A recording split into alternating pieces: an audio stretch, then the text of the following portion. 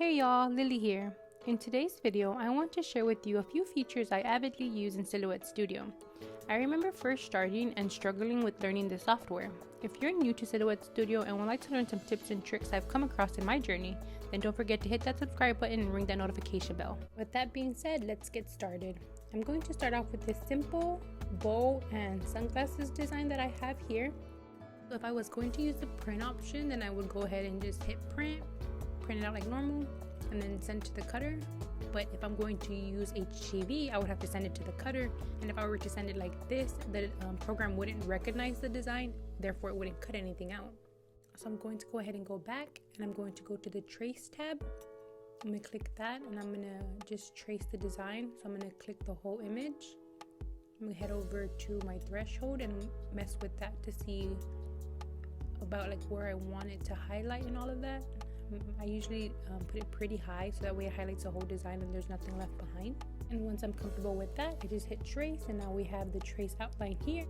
And now that we have this trace outline, we can do a lot more with it. So if I were wanting to change the color, change the pattern, I can definitely do so with this trace design. So what I'm going to do here is I'm going to go ahead and go over to the fill tab, and then a whole bunch of colors pop out here. And then here I can just choose whatever color that I like. You can go ahead and just mess with all the different colors. There's different tabs that do different things. So once I feel like I like the color, I go ahead and choose it, and then I just proceed.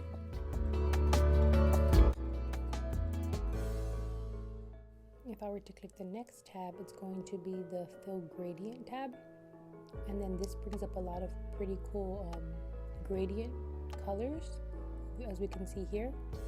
So this is pretty cool. So if you were using like to print on Sublimation, it would print exactly like this. What I like to do is go to my view tab, click on show grid, that way it unselects it. I prefer changing my designs and colors without the grid in the background. I like the grid in the background when I'm using it for sizing. I personally really enjoy these features because you have so many different options. The possibilities are pretty much endless when it comes to this part of it. And then we also have the fill pattern tab, pretty cool as well. It gives you a whole bunch of different patterns. If you don't like any of these patterns that are in Silhouette Studio, I'm going to show you in the next clip how I transform my designs into patterns that I like. In order to do this, I like to just remove any design. If there's a specific pattern I want to use, like this cow print here, I just go ahead and drag it in. It's pretty simple. So any pattern that you have, you can just grab it and drag it in right to the design once it's traced, and it will change it automatically. There is different ways of doing this. That's just one way. Another way would be if we drag the design actually into Silhouette Studio, and then when we drag it into Silhouette Studio, we just go ahead and place it over the design. Make sure it's large enough to fit over the design. We're going to go ahead and select the whole design. This way we make sure everything is selected, so whenever we right click the design, we're going to, well, actually there's multiple ways of doing this. What I'm going to show you is the modify way. So you click the modify tab and hit crop, and boom, it automatically changes the design for you. So this modify design does have a bunch of different features. They all do have their own purpose. I use all of them just depending on what design I'm working with. When I'm doing this step, I go ahead and just always use crop. I'm just going ahead and clicking some of these things to show you what they do. A lot of the times, if it's not specifically for the design, I'll just delete it. So I'm kind of going to go ahead and just show you the same thing, but this time with text. So I'm just going to go ahead and type in chimpies. And then I'm going to go through the same process where I'm just selecting different colors, different gradients, different patterns, to show you that there's multiple ways to just add fun and life into a text.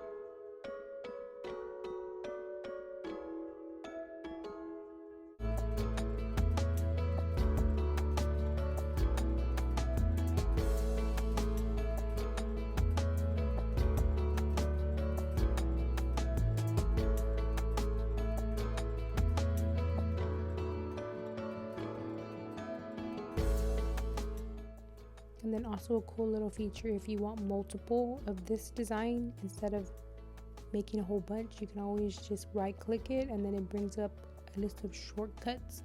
Cut, copy, paste, paste in front, duplicate. We're going to go ahead and use duplicate. That way we can make another one of these. And now we have 2. If you needed more than 2, a quicker way would be if you head over to the replicate tab. Here it has a whole bunch of different features that you can use. So I'm just going to go ahead and just go through a few of them, show you what they do. I really love using these features.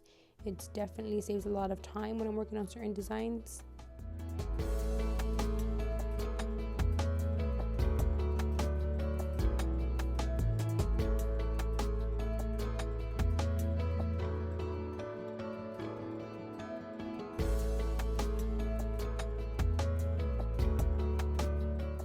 So when working in Silhouette Studio, every choice we make is very important, because if I were to grab all of these fonts and group them together, and then I would try to just maybe put in one particular pattern into one of these letters, it's going to show you what will happen. So if I were to just grab the pattern and say I want to put this cow print pattern on the last 2, if I were to just highlight, right click, make compound path, you can see that it actually added the print to the whole design, and that's not what we want. So before we do this, we have to go ahead and ungroup it and make sure that we just are putting the pattern on the text that we actually want to change it to. So when clicking on the make compound path with this, do you see how it removes the font? This is cool, like if you're trying to do screen print with the design. But I'm trying to just go ahead and change the text to the cow print design. So I'd go into my modify tab and I would click crop. That way it just turns my font into the actual pattern like this. Video, I do hope that was helpful. I do have Facebook, TikTok, Instagram, and Twitter. I would greatly appreciate the support over there. If you have any questions at all, feel free to drop them in the comments down below, and I will do my best to assist you in the best way possible. Thank you so much for watching.